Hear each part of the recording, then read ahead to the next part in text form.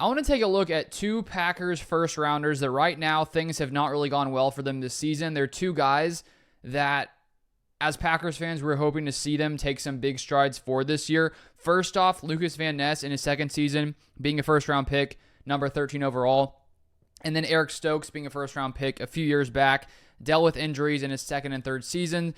And then coming into his fourth season, there was a lot of optimism. Matt LaFleur seemed to be confident in the steps he had been taking in training camp and preseason. And now it's just not looking great for either of these guys. So I want to take a look at how they've played so far this season. And I think when we look at first rounders, we would love to see Brian Gutekunst hit on every single first rounder. And it seems like, okay, if someone, if Gutekunst misses on one guy, I think some could take that to mean, he's not a good GM. But I was taking a look at the statistics for first round picks and basically the hit rate of these first round picks. And it's pretty crazy to see how hard it is to get your draft picks right, even in the first round, when people spend so much time, former scouts, draft analysts, looking through all these guys, creating their opinions. And then you have guys like Jaden Daniels looking overall better than Caleb Williams. You have guys going round 2 or 3 that end up having way better careers than first rounders. So it's not easy to hit on all your first round picks. And so to start off, I want to take a look at these hit rates I found here. It's a tweet from Adam Schefter who says, ESPN content producer at Paul Hembo calculated the percentage of first-round picks that hit or miss based upon whether that player signed a second contract with the team that drafted them. The data encompasses the 20 drafts spanning 2000 to 2019. Here are the positional hit rates. And I don't think this is the end-all, be-all to show if a first-round pick is a hit per se, because if they sign with another team and have played well enough and they're with their first team, I don't think they're necessarily a miss. But I would say if a guy's playing good enough on the team that drafted him, most of the time that team is going to pick up a second contract because they're probably beloved by the fans. They probably sell a ton of jerseys. They probably don't want to let that guy move on. Now, from time to time, those guys could go elsewhere even though they've played well their first stop with their first team. But I would say for the most part, this is a pretty accurate assessment of first-round picks. So the hit rate is 43% based on these numbers from 2000 to 2019. So it's basically 2 out of 5 is the average rate for GMs hitting on first-round picks. And so I was curious to see, what has Brian Gutekunst done so far? And right now, because you have to wait until 4 years to see if that guy gets a second contract. You don't have the full numbers for all these years. But so far, Jair Alexander, Gutekunst's first draft, 2018, I'd say he's a hit. He got the second contract. Rashawn Gary, 2019, I'd say he's a hit. Hasn't been perfect this year. He has gotten better, but overall, got the second contract. And then Darnell Savage, he was a miss. Didn't end up getting his second deal here. And then 2020, Jordan Love, he's a hit. And that's all we have so far out of the first 3 years.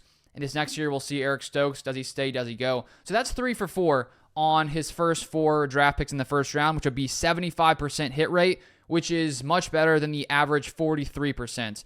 Now, when we look at Eric Stokes, the Packers did not decide to give him or exercise his 5th-year option after his 3rd season. He dealt with injuries year 2 and year 3, and right now he's in the final year of his rookie deal in his 4th season. And I think that how he played this year was really going to factor into whether he was going to be a long-term solution here at cornerback for the Packers. And based on his play so far this year, right now, it's looking to me like he probably won't return to Green Bay. That's just sort of my assessment right now. I think the Packers gave him the opportunity. But when we look at the past couple of weeks, this past game, lost a lot of snaps to Carrington Valentine, and overall his stats just have not been great. There are a ton of different stats you can look at for cornerbacks. But the one I'm looking at right now is snaps per reception. So how many snaps per reception do these cornerbacks allow? So the best is Carrington Valentine in zone coverage, 17 snaps per every reception allowed. Eric Stokes, the worst out of these cornerbacks, 8 snaps per reception allowed. Keyshawn Nixon, slightly better than Stokes, 12.5 snaps per reception. Jair, 15.2 snaps per reception. So Stokes has not been great in that area. And then in man coverage, Carrington Valentine has also been the best there, 19.5 snaps per reception. Jair, 13.8 snaps per reception. And then Stokes, 7.1 snaps per reception. In this past week, we saw really what I think the Packers are thinking. Jair came in, played about 10 snaps, and then the Packers had to make a decision. Do they want to play Carrington Valentine, or do they want to play Eric Stokes opposite, Keyshawn Nixon outside? And in this game, they went with Carrington Valentine for the most part. Valentine played 64 snaps to Eric Stokes, only 4 snaps, and I don't think that Eric Stokes had any type of injury. And so right now, 7th rounder is looking to be a better player than Packers first rounder Eric Stokes. And so I think that, as I said, when you look at some of these hit rates, it's not surprising that occasionally, GMs miss on guys. And it looks right now like in the long run, Eric Stokes may end up, being a miss unless he really, I think, comes on in the next, in the final stretch of the season. Now, Lucas Van Ness, it's still too early, I think, overall to fully know. I'd say we have a pretty good idea so far. He is in his second season. Lots of people talk about how sometimes it can take till year 3 for these edge rushers to really get going. Van Ness was very young coming out, didn't have a ton of snaps compared to lots of the other guys.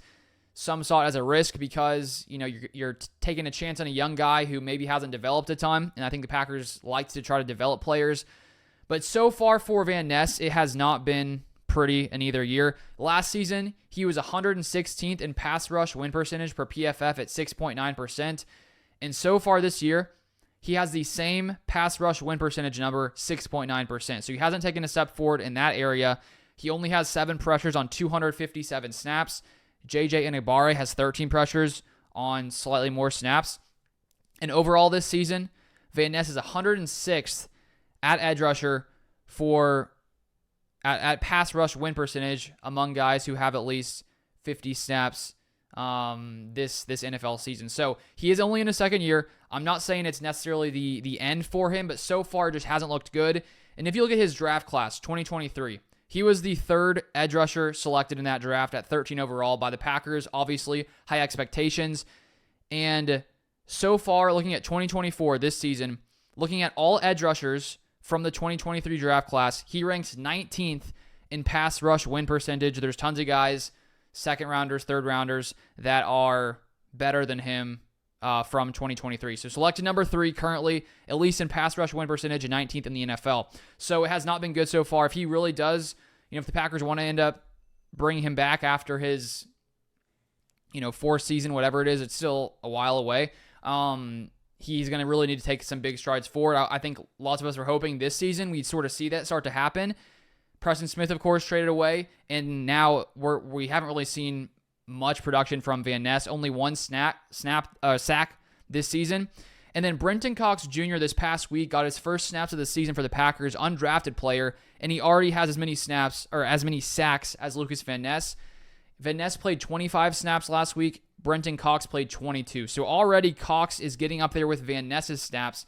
And so I think that when you have an undrafted guy in a limited amount of snaps looked better than Van Ness, that's not great news for Van Ness right now. So I would say based on this, Eric Stokes in the 4th year, not sure he's going to come back. Valentine seems to be sort of taken over for him when Jair is out. And then with Van Ness, it's still way too early. I'm not going to say that he's not going to get better, but so far it hasn't been good. He hasn't really been playing as a first-round caliber player. He really hasn't been great so far for the Packers. And so I think that when you look at these first-round picks, when you look at position-wise, cornerback has one of the lower hit rates, 38% hit rate among first-rounders among all NFL teams.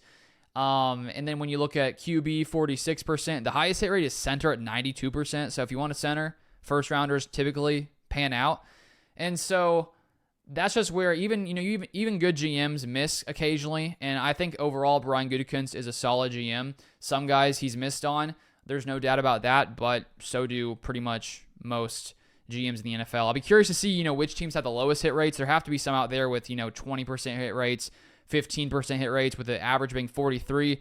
I haven't seen those exact numbers. Could take a while to sort of configure those, but I'll be interested to see those precise numbers. But that's all I have for this one. If you want more Packers content, feel free to subscribe down below. You can follow me on Twitter /X @LukeBeller3 for more content, and I'll see you guys next time.